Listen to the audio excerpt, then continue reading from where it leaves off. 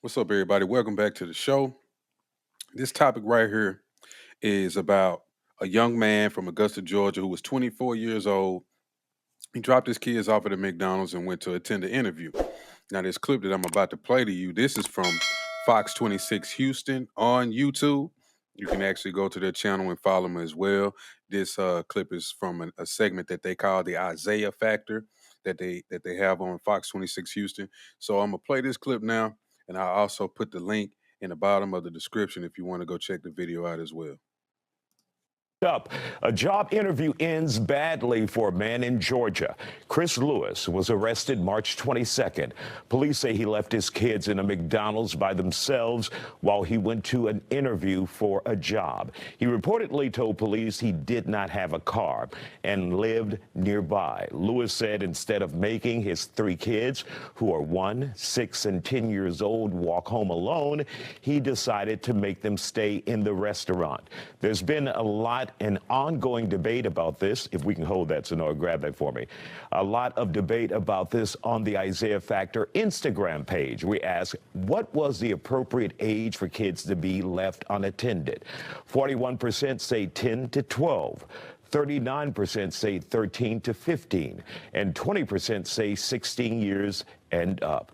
Our guests are here on the Factor Uncensored to talk about. Am I missing some? Why are people saying that the younger kids should be left unsupervised?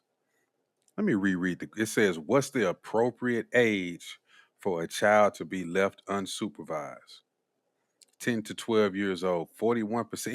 It gets lower as they get older. What? Oh, let me just watch the rest of the video. I'm confused. About this, we have with us Davenport case manager Jay Bailey, therapist Dr. Bernadette Smith, and parent Matilda Saragosa. Glad to have you all on the Factor Uncensored. So, Matilda, let's begin with you as a parent. Your thoughts about this situation? Well, I mean, first and foremost, I feel there's still a lot of missing information for me to make that full assessment. Like, what was the length of time they were left alone? Were they inside of the McDonald's? Were they in the car? Can you clarify that for me really quick? What we know is he was there from the kids were there from 4:30. He returned at 6:18. Okay. And then the mother was on the way as well, but we don't know if she was called by police or him after the fact, or if she was on the way anyway. So there, like you said, there are still a lot of unanswered questions. Correct. I feel like at some point we encourage the community to stay vigilant and report these incidents, and I feel like that's what they did. But at the end of it all, like, what was the backstory to it? Did he intentionally just go in there to leave an application and they asked him to stay for an interview and it prolonged the waiting period for the children? You know, were they inside or outside? Temperatures? Like, what was the damaging? If they were inside of the public setting, was it a safe setting? Mm-hmm. You know. And I do agree with that first part with what she said, that, yeah, you want the public to be vigilant and say, well, I see some kids over there. I don't know who their parents are. They've been here for a while. Maybe we should contact the authorities where they left her, or somebody, I guess some people would have issue with maybe going up to some of the kids and saying, "Oh, your parents coming to get you?" Or, what's going on, or what's the situation? But at the same time, as a father, when I heard about the story, I understood exactly what was going on.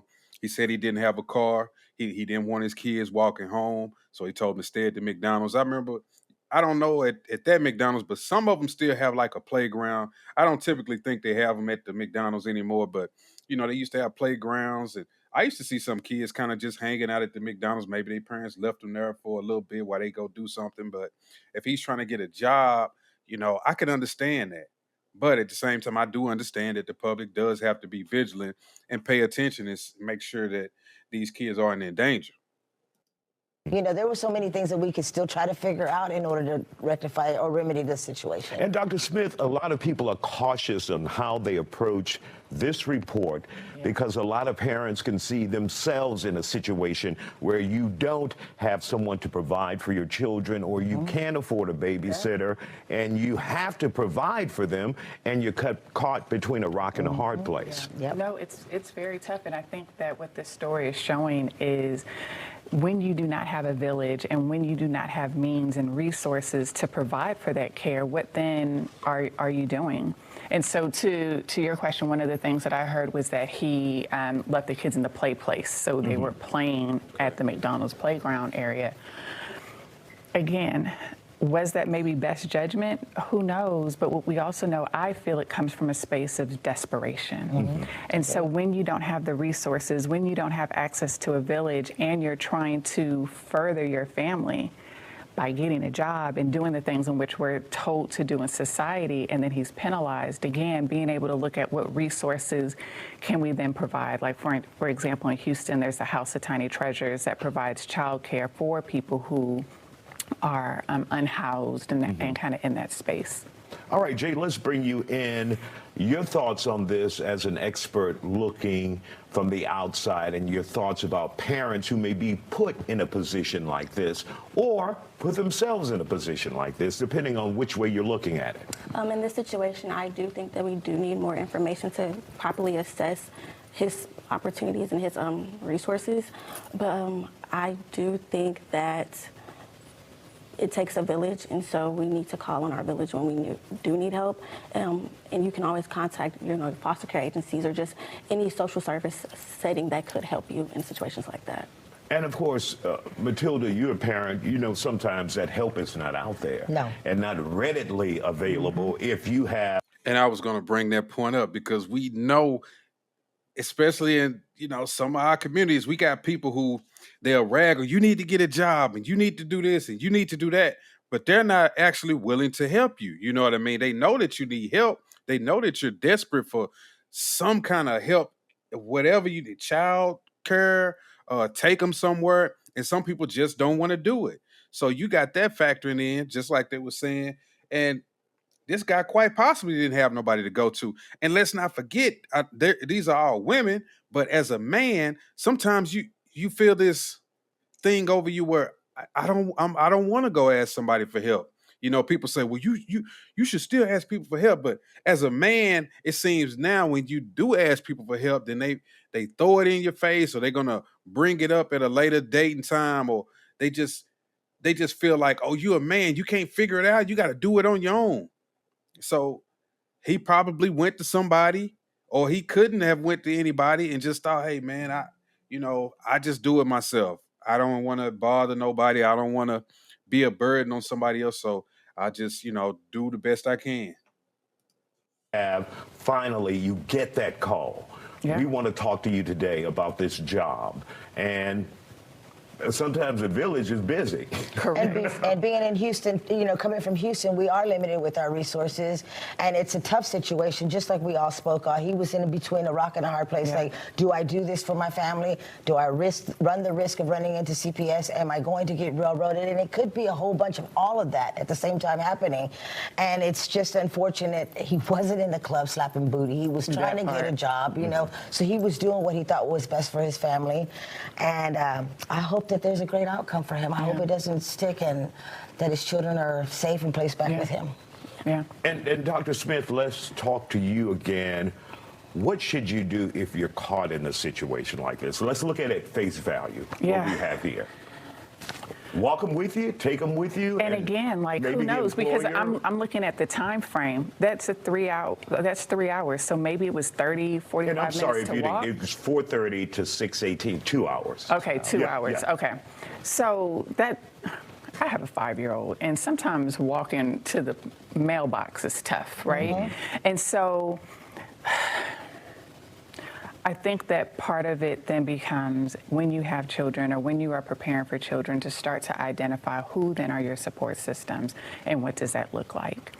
I think in this particular case, clearly he did not have that support system, because I know even sometimes when I'm trying to come here, I'm like, okay, let me find out who's going to watch my kids. And sometimes it doesn't always come together, because as Matilda was saying, it's not easy to bring your village in when you have children sometimes.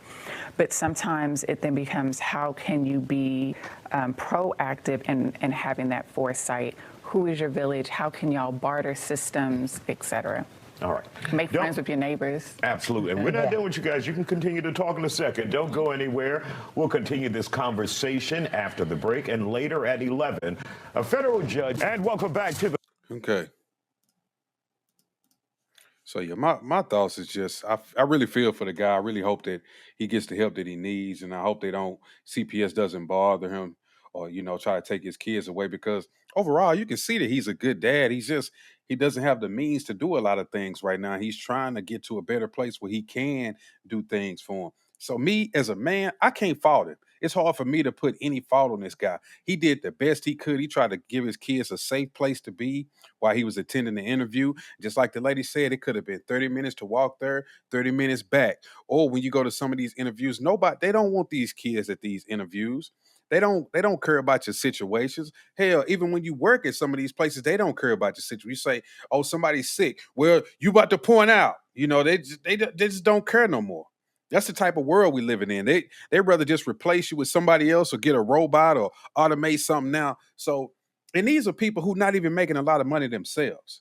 It could be working at Walmart. If you ever worked at Walmart, like I've worked at Walmart, these people, even the managers, they don't care. They just don't care about people. You know. Now it's some people there that care about you, but overall, the top management they don't care. They ready to hire somebody else and move on from you so quick. So I really feel for this guy. Let me know what y'all think about this in the comments. Make sure that you like the page. Make sure you share the video. Subscribe to the channel as well. And as always, man, I'll catch y'all next time. Peace.